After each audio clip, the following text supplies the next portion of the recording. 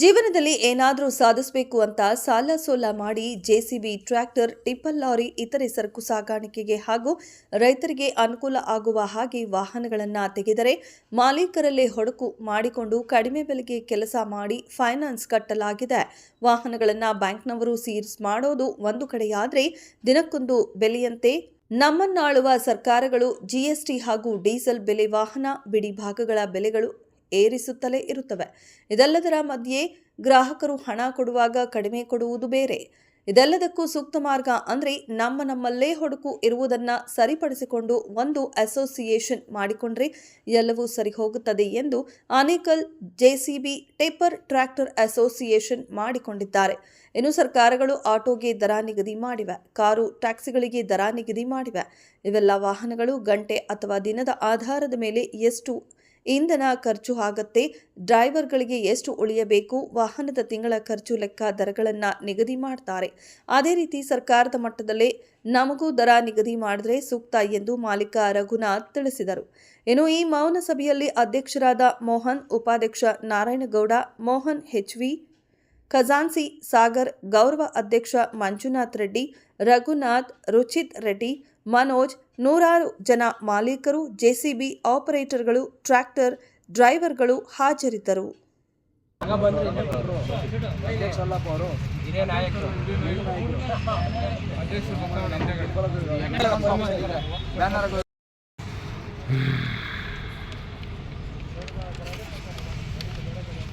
ಈ ಕಾರ್ಯಕ್ರಮ ಏನಂದರೆ ನಾವು ಆನೇಕಲ್ ಜೆಸಿಬಿ, ಟಿಪ್ಪರ್ ಮತ್ತು ಟ್ರ್ಯಾಕ್ಟರ್ ಮಾಲೀಕರು ಓನರ್ಸ್ ಏನು ಒಂದು ಸಂಘ ನಾವು ಇದುವರೆಗೂ ಮಾಡಿರಲಿಲ್ಲ. ಈಗ ಅದೊಂದು ಸಂಘ ಮಾಡ್ಕೊಂಡಿದ್ದೀವಿ. ಯಾವ ಒಂದು ಉದ್ದೇಶಕ್ಕೆ ಸಂಘ ಮಾಡಿದ್ದೀವಿ ಅಂತ ಹೇಳಿದ್ರೆ, ನಮಗೆ ಬೇರೆ ಕಡೆಯಿಂದ ಬಂದು ಇಲ್ಲಿ ನಾವು ಬೇರೆ ಕಡೆ ಹೋಗಿ ಜೀವನ ಮಾಡೋಕ್ಕಾಗ್ತಾಯಿಲ್ಲ. ನಮ್ಮ ಜಾಗದಲ್ಲಿ ಬಂದು ಇನ್ನೊಬ್ಬರು ಜೀವನ ಮಾಡಿ ನಮ್ಮ ಹಕ್ಕನ್ನು ಅವ್ರು ಕಿತ್ಕೊಳ್ತಾ ಇದ್ದಾರೆ. ಅದಾಗಬಾರ್ದು. ನಮ್ಮ ಜೀವನ ನಾವು ಮಾಡೋದಕ್ಕೆ ನಮ್ಗೆ ಅವಕಾಶ ಮಾಡಿಕೊಡಿ. ನಾವು ನಿಮ್ಮನೆ ಬಾಗಿಲು ಬಂದು ಜೀವನ ಮಾಡೋಕ್ಕಾಗಲ್ಲ, ನಮ್ಮನೆ ಬಾಗಿಲಲ್ಲಿ ನಾವು ಬದುಕೋದಕ್ಕೆ ಬಿಡಿ ಅಂತ ಹೇಳೋದಕ್ಕೆ ಒಂದು. ಎರಡನೇದು, ಇವತ್ತೊಂದು ದಿವಸ ನಾವು ಹಿಂದೆ 850 ರೂಪಾಯಿ 900 ರೂಪಾಯಿ ಮಾಡಬೇಕಾದಾಗ ಜೆಸಿಬಿ ಬೆಲೆ 28ರಿಂದ 30 ಲಕ್ಷ ಆಯಿತು. ಇವತ್ತು 41 ಲಕ್ಷ ರೂಪಾಯಿ ಜೆಸಿಬಿ ಬೆಲೆ ಆಗಿದೆ. ಟಿಪ್ಪರ್ಗಳ ಬೆಲೆ ಕೂಡ ಇವತ್ತು 18-20 ಲಕ್ಷ ಇದ್ದಿದ್ದು 48 ಲಕ್ಷ ಆಗಿದೆ. ಅದೇ ಪ್ರಕಾರ ಟ್ರ್ಯಾಕ್ಟರ್ಗಳ ಬೆಲೆ ಕೂಡ 3.5-4 ಲಕ್ಷ ಇದ್ದಿದ್ದು 7.5ರಿಂದ 8 ಲಕ್ಷ ಆಗಿದೆ. ಅದೇ ರೀತಿ ನಮ್ಮಲ್ಲಿ ಕೆಲಸಗಾರರಿಗೆ ನಾವು 12ರಿಂದ 15 ಸಾವಿರದವರೆಗೂ ಸಂಬಳ ಕೊಡ್ತಾ ಇದ್ದೀವಿ. ಇವತ್ತು 20,000 22 ಸಾವಿರ ಸಂಬಳ ಕೊಡೋ ಮಟ್ಟಕ್ಕೆ ಬಂದಿದ್ದೀವಿ. ಯಾಕಂತ ಹೇಳಿದ್ರೆ ಇವತ್ತಿನ ದಿನನಿತ್ಯ ಎಲ್ಲ ವಸ್ತುಗಳ ಬೆಲೆ ಏರಿಕೆ ಆಗಿರೋದ್ರಿಂದ ಅವರು ಬದುಕಬೇಕು, ಅವರೂ ಜೀವನ ಮಾಡಬೇಕು ಅಂತೇಳಿ ನಾವು ಅವರಿಗೆ ಈ ಸಂಬಳಗಳು ನಾವು ಕೊಡ್ತಾ ಇದ್ದೀವಿ. ಅದರಿಂದ ಇದೆಲ್ಲದಕ್ಕಾಗಿ ನಮಗೆಲ್ಲ ಗ್ರಾಹಕರು, ನಮ್ಮಲ್ಲಿರ್ತಕ್ಕಂಥ ಎಲ್ಲ ಸಾರ್ವಜನಿಕರು, ಎಲ್ಲ ಗ್ರಾಹಕರು ನಮಗೆ ಸಹಕರಿಸಿ ನಮ್ಮನ್ನು ಬದುಕೋದಕ್ಕೆ ಬಿಡಬೇಕು. ನಮಗೆ ಒಂದು ಸ್ವಲ್ಪ ಅವರೆಲ್ಲರೂ ಕೂಡ ಸಹಕಾರ ಮಾಡಬೇಕು. ಅದಕ್ಕೆ ನಾವೇನು ಮಾಡ್ತಾಯಿದ್ದೀವಿ, ಇವತ್ತು ನಮ್ಮ ಬೇಡಿಕೆ 1200 ರೂಪಾಯಿ ಮಾಡಿದ್ದೀವಿ ಪ್ರತಿ ಗಂಟೆಗೆ ಜೆಸಿಬಿಗೆ.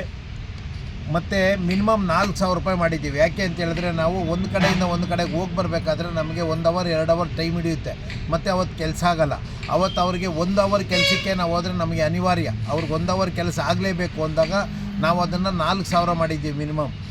ಮತ್ತು ನಾವು ಮತ್ತು ಟಿಪ್ಪರ್ ಒಂದು ದಿನದ ಬಾಡಿಗೆ 7000 ಮಾಡಿದ್ದೀವಿ. ಡೀಸಲ್ಲು ಮತ್ತು ಡ್ರೈವರ್ ಬಾಟ ಬಿಟ್ಟು ಮತ್ತು ಬ್ರೇಕರ್ಗೆ 1 ಗಂಟೆಗೆ 1600 ರೂಪಾಯಿ ಮಾಡಿದ್ದೀವಿ. ಅದು ಮಿನಿಮಮ್ 5 ಗಂಟೆವರೆಗೂ ಕೆಲಸ ಕೊಡಬೇಕು. ಟ್ರ್ಯಾಕ್ಟ್ರ್ ಒಂದು ದಿನದ ಬಾಡಿಗೆ 4000 ಮಾಡಿದ್ದೀವಿ.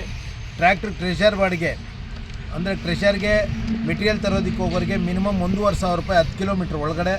ಟ್ರ್ಯಾಕ್ಟ್ರ್ ವೇಸ್ಟೇಜ್ ಮಣ್ಣು ತುಂಬುವವ್ರ ಬಾಡಿಗೆಗೆ ಒಂದು ಲೋಡಿಗೆ 500 ರೂಪಾಯಿ ಮಾಡಿದ್ದೀವಿ.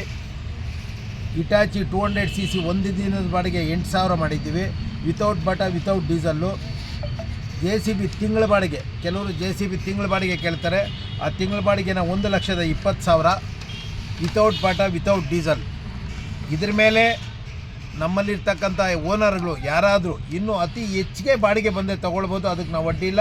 ದಯಮಾಡಿ ಯಾರೂ ಕೂಡ ಇದಕ್ಕಿಂತ ಕಮ್ಮಿ ತೊಗೊಂಡು ಮಾಡಿದಾಗ ಅಲ್ಲಿ ಇದೇ ಸಂಘ ಬಂದು ಅಲ್ಲಿ ನಿಮಗೆ ಉತ್ತರ ಹೇಳ್ತದೆ. ದಯವಿಟ್ಟು ಅದಕ್ಕೆ ಯಾರೂ ಅವಕಾಶ ಮಾಡಿಕೊಡ್ಬೇಡ್ರಿ.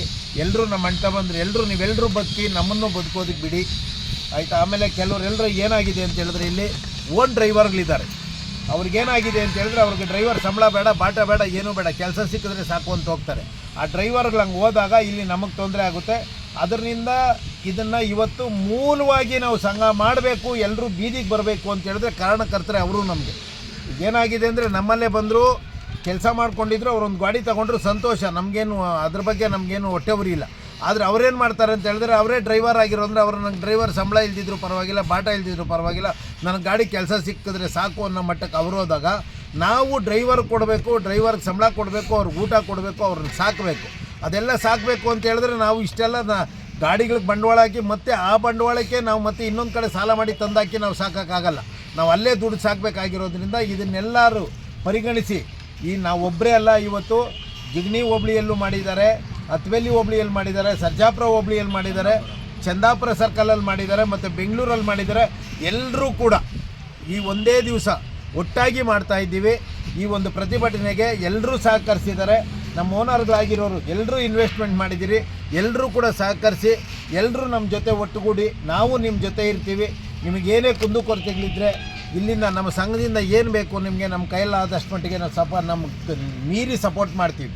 ಅದಕ್ಕೆ ನೀವೆಲ್ಲರೂ ಕೂಡ ಸಹಕರಿಸಬೇಕು ಅಂತೇಳಿ ಈ ಸಂದರ್ಭದಲ್ಲಿ ನಾವು ಇದನ್ನು ವಿಚಾರನ ಮುಟ್ಸೋದಕ್ಕೆ ಮುಖ್ಯವಾಗಿ ನಮಗೆ ಬೇಕಾಗಿರೋದು ಮಾಧ್ಯಮದವರು. ಅವರು ಕೂಡ ಬಂದಿದ್ದಾರೆ, ಅವರು ಕೂಡ ನಮಗೆ ಸಪೋರ್ಟ್ ಮಾಡ್ತಾಯಿದ್ದಾರೆ. ಅವ್ರಿಗೂ ಕೂಡ ಮತ್ತು ಇಲ್ಲಿರ್ತಕ್ಕಂಥ ಸೇರಿರ್ತಕ್ಕಂಥ ಎಲ್ಲ ನಮ್ಮ ಓನರ್ಗಳಿಗೆ ಮತ್ತು ಇಲ್ಲಿ ಬಂದಿರತಕ್ಕಂಥ ಎಲ್ಲ ನಮ್ಮ ಕೆಲಸಗಾರರಿಗೆ ಮತ್ತು ನಮ್ಮ ಡ್ರೈವರ್ಗಳಿಗೆ ಎಲ್ರಿಗೂ ಕೂಡ ವಂದನೆಗಳನ್ನ ಅರ್ಪಿಸ್ತಾ ನನ್ನ ಮಾತನ್ನು ಮುಗಿಸ್ತೀನಿ. ಈಗ ಅಸೋಸಿಯೇಷನ್ ನಡವಳಿಕೆ ವಿರುದ್ಧ ಯಾರಾದರೂ ಇದು ಮಾಡಿದ್ರೆ ಏನು ಕ್ರಮ ತಗೊತೀರಾ? ಅಸೋಸಿಯೇಷನ್ ನಡವಳಿಕೆ ವಿರುದ್ಧ ಮಾಡಿದಾಗ ನಾವು ಹೋಗ್ತೀವಿ ಮೊದಲ ಬಾರಿಗೆ ಅವರಿಗೆ, ನೋಡಪ್ಪ ಇದನ್ನು ಮಾಡಬಾರ್ದು ಅಂತೇಳಿ ಕನ್ವೀನಿಯನ್ಸ್ ಮಾಡ್ತೀವಿ. ಈಗಾಗಲೇ ಬೆಳಗ್ಗೆಯಿಂದ ಎಲ್ಲೆಲ್ಲಿ ಕೆಲಸ ಮಾಡ್ತಾಯಿದ್ದಾರೆ ಅವರೆಲ್ರಿಗೂ ಹೋಗಿ ಈಗ ಅಲ್ಲಿ ನಮ್ಮ ಸಂಘದವ್ರು ಹೋಗಿ ಎಲ್ಲರೂ ನಿಲ್ಲಿಸಿದ್ದಾರೆ. ಕೆಲಸ ಬೇಡ, ದಯವಿಟ್ಟು ಹಿಂಗೆಲ್ಲ ಮಾಡ್ತಾಯಿದ್ದೀವಿ ನಿಲ್ಲಿಸಿ ಅಂತ ನಿಲ್ಲಿಸಿದ್ದಾರೆ.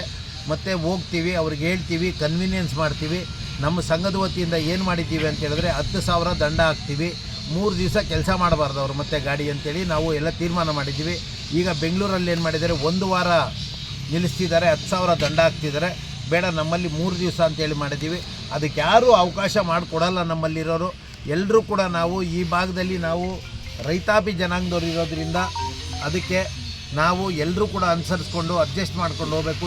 ಈ ಥರ ಆಗೋದಕ್ಕೆ ಯಾರೂ ಬಿಡಬಾರ್ದು ಅಂತೇಳಿ ಎಲ್ರಿಗೂ ಹೇಳಿ ನಾವೆಲ್ಲರೂ ಒಕ್ಕೋರ್ಲಾಗಿ ತೀರ್ಮಾನ ಮಾಡಿನೇ ಆಮೇಲೆ ಸಂಘ ಮಾಡಿರೋದೇ ಹೊರತು ಈಗ ಎಲ್ಲರೂ ಬಂದಿದ್ದಾರೆ. ಎಷ್ಟು JCB ಇದೆ ಈಗ ಧರಣಿಲಿ? ಒಂದು 60ರಿಂದ 70 ಒಂದು 70 ಇದೆಯಾ?